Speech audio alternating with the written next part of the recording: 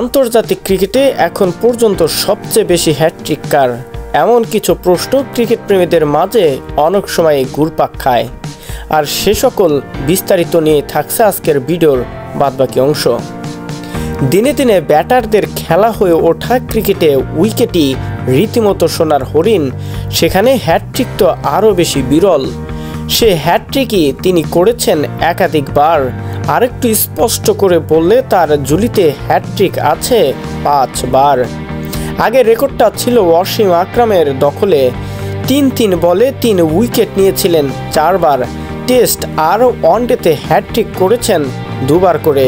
তবে সে রেকর্ডটা এই বলার নিয়ে গেছেন নিজের দখলে। তিনি লাসিথ মালিঙ্গা। শ্রীলঙ্কার হয়ে একাধিকবার নিজের নাম নিয়ে গেছেন আন্তর্জাতিক পর্যায়ে। ঠিক 4 বার নয়, 5 বার হ্যাটট্রিক করে দলের হয়েও অবদান রেখেছেন অনেক বড়।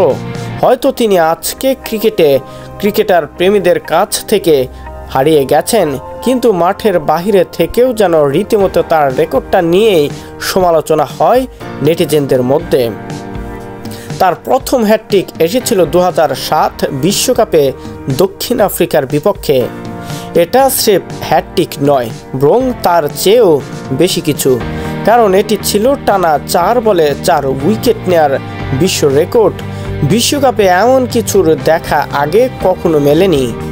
শন পোলককে বিদায় করে শুরু, এরপর অ্যান্ড্রু হল, জ্যাক ক্যালিস আর মাখায়া অ্যান্টনিকে আউট করেন তিনি। 2011 সালে বিশ্বকাপের মঞ্চে আবারও একই হ্যাটট্রিক করেন তিনি। তার এবারের কীর্তি আসে কেনিয়ার বিপক্ষে। তন্ময় মিশ্র, পিটার অনগন্ড আর শেম এনগোচকে বিদায় করে দ্বিতীয়বারের মতো হ্যাটট্রিকের স্বাদ গ্রহণ করেন শ্রীলঙ্কান এ বোলার। সে বছরের পর হ্যাটট্রিকের দেখা পেয়ে যান এবার তার প্রতিপক্ষ অস্ট্রেলিয়া। নিজেদের মাঠে এই ম্যাচে মিচেল জনসন, জন হেস্টিংস আর সোবিয়ান ডোহার্টিকে বিদায় করে হ্যাটট্রিক করেন তিনি। আগের 3 হ্যাটট্রিক ছিল ওয়ানডে ক্রিকেটে।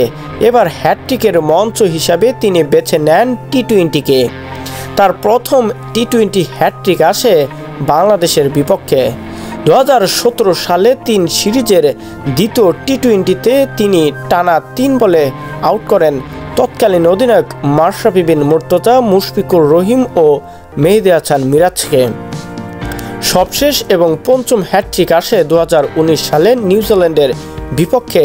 ঠিক এবারও টি-20 ম্যাচ থেকেই তিনি হ্যাটট্রিক করে আরও একবার কীর্তি গড়েন ক্রিকেট বিশ্বে। টানা 5 বারের মতো হ্যাটট্রিক করে নিজের ক্যারিয়ারে এক প্রকার ইতিহাস গড়ে গেছেন বিশ্ব ক্রিকেট অঙ্গনে। তিনি ক্রিকেট থেকে বিদায় নিলেও ইতিহাসের পাতায় যেন এখন পর্যন্ত জীবিত বা খেলোয়াড় হিসাবেই সম্মান পান। এভাবে ক্রিকেট যতদিন থাকবে ঠিক ততদিন ক্রিকেট প্রেমীদের মাঝে বেঁচে থাকবেন লাসিথ মালিঙ্গা। শহীদুল ইসলাম শহীদ, স্পোর্টস ডেস্ক।